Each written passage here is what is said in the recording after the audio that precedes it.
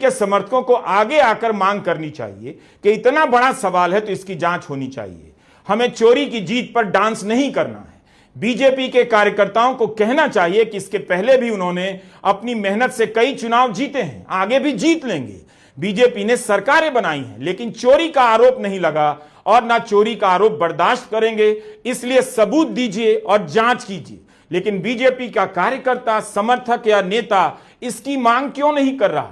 क्या इसी दिन के लिए भारत को ये बना देंगे, वो बना देंगे कि नारे लगा रहे थे और बना दिया गया ये, जहां वोट चोरी के आरोप लग रहे हैं और आप आरोप लगाने वाले से शपथ पत्र मांग रहे हैं। बीजेपी क्यों चुनाव आयोग का बचाव कर रही है? उसे तो कहना चाहिए कि इसकी जांच हो। हम पर चोरी का इल्जाम है, हमारे लिए जरूरी है कि आयोग जांच करे, इलेक्ट्रॉनिक डेटा कांग्रेस को दे और सभी दलों को दे। गांधी और कांग्रेस पार्टी ने आज तक उन राज्यों में कोई भी प्रेस कॉन्फ्रेंस नहीं किया जिन राज्यों में उनको जीत मिली है। ये जो मीठा मीठा गपगप और कड़वा कड़वा थू थू, यह जो सिलेक्टिविटी है कि हम सिलेक्टिव आउटरीच दिखाएंगे, यह भी भारत की जनता देख रही है। आप हिमाचल में जीतते हैं तो उस समय तो नहीं कहते हैं कि इलेक्शन कमीशन ने अच्छा काम किया। उस समय तो आप नहीं कहते हैं कि इलेक्शन कमीशन ने कहीं ना कहीं फर्जीवाड़ा किया।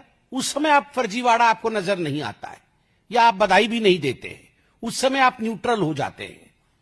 आप तेलंगाना में जीतते हैं, आपका मुख्यमंत्री बनता है तेलंगाना में, भारतीय जनता पार्टी हार जाती है। उस समय का कोई भी प्रेस कॉन्फ्रेंस आप दिखा दीजिए कि राहुल गांधी ने कहा हो कि तेलंगाना में इलेक्शन कमीशन ने फर्जीवाड़ा किया है। उस समय किसी के ऊपर कोई प्रश्नवाचक चिन्ह नहीं उठाते हैं।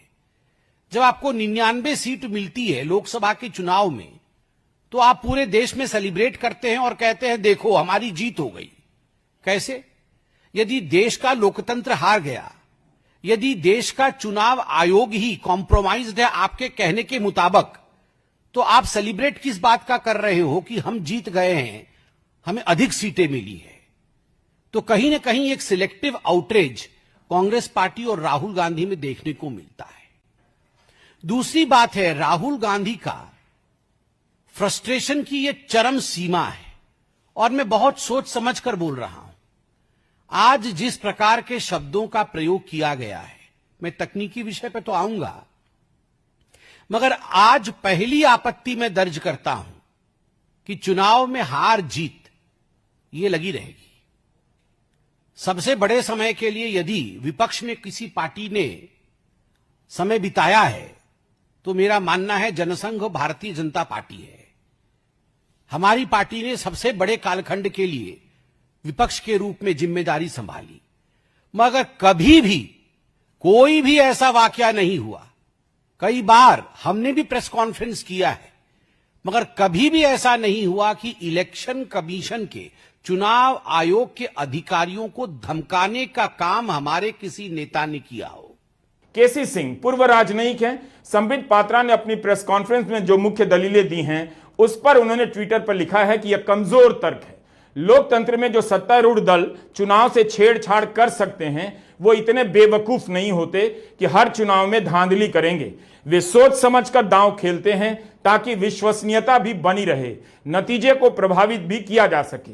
अगर बीजेपी को किसी विपक्षी दल पर चुनाव से छेड़छाड़ करने का शक होता तो वह जंग का ऐलान कर देती। इस बहस को इधर उधर ले जाने से अच्छा है विधानसभा तक ही सीमित रखें।